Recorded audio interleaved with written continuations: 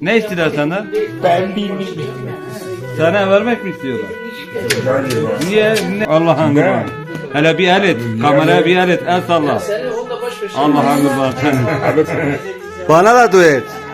Bana da dua et. Allah razı olsun. Öpücük at bana, öpücük. Kendine iyi. Tamam. Dua et bana Kadir. Allah